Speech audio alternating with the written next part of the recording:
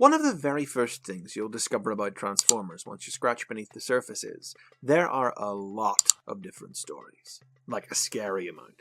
So one of the first questions you're likely to have is, how do they all fit together? What do the movies have to do with the cartoon that's on TV right now? And what does that cartoon have to do with the one my parents or older siblings watched when they were kids? And what about the comics? How does it all connect? The short answer is, it doesn't. Okay, I know that's not the answer you were looking for, so here's the long version. Unlike other long-running franchises like Star Wars, there's no singular Transformers canon. There's no one big overarching timeline that every story fits into. Transformers gets reimagined and rebooted all the time, every couple of years, and with every major reboot, the story starts over again. And what that means is, there are always multiple versions of the Transformers story going on at the same time, which don't have anything to do with one another. And if that sounds confusing to you, well, you're not wrong. But it's been this way since the very beginning. For instance, back in the 1980s, the many children's storybooks that were published were never expected to keep their stories perfectly in step with the original comic book that was on shelves at the time, and neither was expected to share their continuity with the original cartoon. They were all based on the same toys, characters, and scenario, and basically, that was good enough for Hasbro. Otherwise, they each told the story in their own unique way, giving different roles and origins to different characters, and sometimes writing those characters' personalities quite differently.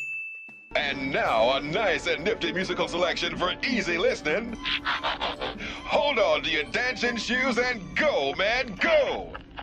The end result is, there are many different separate Transformers continuities. And because there's no singular canon, that means everything's canon. It's just that some stories are more significant than others. And some are incredibly minor, limited entirely to one children's book or a prose piece on a marketing flyer. And others are huge and far-reaching, spread across many different comics and cartoons, sometimes produced decades apart, sometimes branching off in separate directions. That means it's practically impossible to provide a complete list of every single Transformers continuity ever, but it is possible to draw dividing lines between those continuities, to group them into families, collections of similarly themed continuities, ones that are based on the same source material in a way that sets them apart from other stories. There are 6 major families, and we're going to run through them now. First up is Generation 1. The term Generation 1 was first coined by fans as a name for the original Transformers series of the 1980s, but today it's also come to be used to refer to the larger family of continuities in which that original series and several other series exist together. It's easily the largest of the 6 families, and it contains the broadest range of stories. The original Transformers franchise ran from 1984 to 1991 and introduced the world to Optimus Prime's Autobots and Megatron's Decepticons as they battled over the resources of Earth. Their adventures were chronicled in a lot of media, but the 2 principal pillars of the franchise were the Marvel comic book and the animated series and feature film. These 2 separate continuities were quickly supplemented by international spin-offs, including a British comic book that expanded the world of the Marvel series, and a run of Japanese-exclusive anime that continued the story of the cartoon after it ended. After the original series was over, the first direct sequel arrived in 1993, Transformers Generation 2.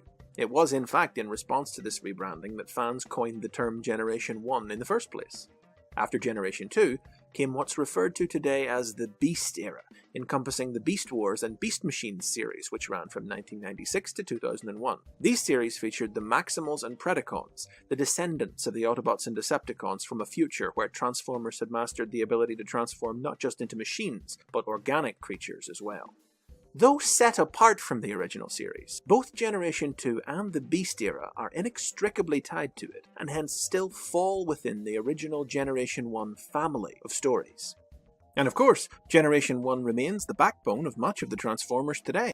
In addition to serving as constant inspiration for new incarnations of the franchise, new toys of the Generation 1 characters are regularly produced as part of the Transformers Generations toy line, and new Generation 1 stories are still being told. There have been new installments in the continuities begun in both the Marvel comic and the animated series, as well as the creation of brand new Generation 1 continuities, like the Combiner Wars cartoon, and most significantly, IDW Publishing's line of Transformers comic books.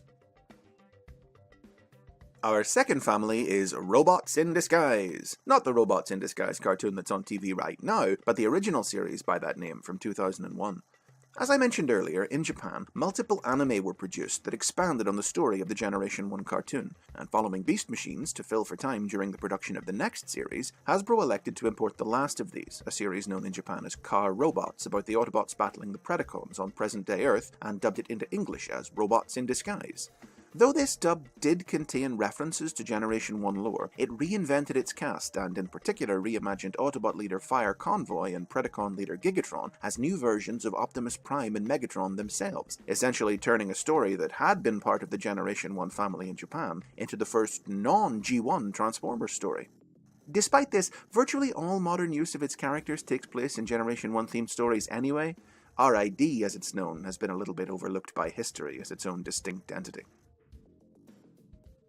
Next comes the Unicron trilogy, the first honest-to-goodness complete reboot of the entire Transformers universe. This continuity came into being as part of the early 2000s nostalgia boom that saw many other classic 1980s properties revived for modern audiences.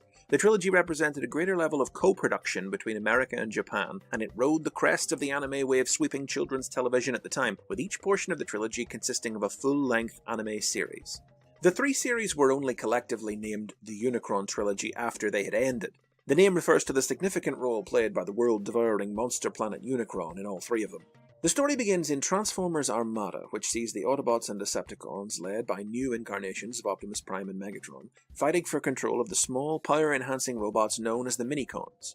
It then continues into Transformers Energon, a direct sequel in which the war is fought over control of the super-powerful element Energon, and concludes in Transformers Cybertron, in which the Autobots and Decepticons race to obtain the magical Cyber Planet keys to close a black hole threatening to destroy their homeworld. There was also a comic book version of the trilogy published by Dreamwave Productions, but the company's closure resulted in its premature ending before Energon was even completed.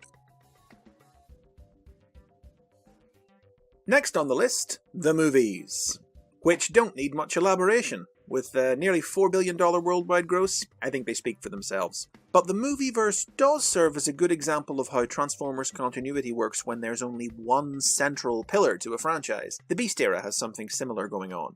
Unlike Generation 1, where there were multiple versions of the story from the very start, here the cartoons, or in this case the films, are treated as the core of the franchise, with the result that most new stories told in those franchises are set between movies, episodes, or even scenes. And these spin-off stories will often contradict one another, yes, but like we said, since there's no one true canon in Transformers, it doesn't mean they're non-canon, it just means they're off in their own branching continuity. Because you can be pretty sure the films are never going to take their events into account. At number 5, Transformers Animated, a short-lived but much-loved continuity that reimagined Transformers on television in the wake of the first live-action movie's success. Set in an era after the Autobot-Decepticon war has already ended, Animated reimagines Optimus Prime as the young and inexperienced leader of a team of insubordinate Autobots acting as superheroes on 22nd century Earth. Animated's another example of a Transformers franchise with a singular central version of its story, the cartoon, and pretty much all other media spins off from its events. And lastly, the Aligned continuity, the most recent Transformers continuity. This family is so named for its attempts to align the many different versions of the Transformers story by cherry-picking the best characters and ideas from all previous series and combining them into one unified vision for the brand. Most modern Transformers media outside the films and IDW's Generation 1 comics exists in this universe, including the War for Cybertron and Fall of Cybertron video games, which take a lot of inspiration from Generation 1, and the Transformers Prime, Rescue Bots, and 2015 Robots in Disguise cartoons. But rather than tell different versions of the same fundamental story, again as with Generation 1, the aim of the Aligned continuity is to tell one huge ongoing story across all the different media. But due to the freedoms afforded to each project's individual creative team, not every precise detail lines up between every series. As design director Aaron Archer said at the time, it all lines up if you squint, and like I said earlier, that's good enough for Hasbro. So, those are the 6 main families. But it's important to realise that there's constant cross-pollination between them. Good ideas and good characters from one family are regularly adapted across the lines into another family. And not every single Transformers story fits neatly into one of these 6. There are numerous smaller, more obscure corners of the franchise, off in their own world, their own family. But the important stories, the ones you'll see in mass-market television, film and comic, all generally do. But then again, who knows? A new cartoon with its own brand new continuity family could pop up tomorrow. Transformers continuity is ever-changing and ever-growing.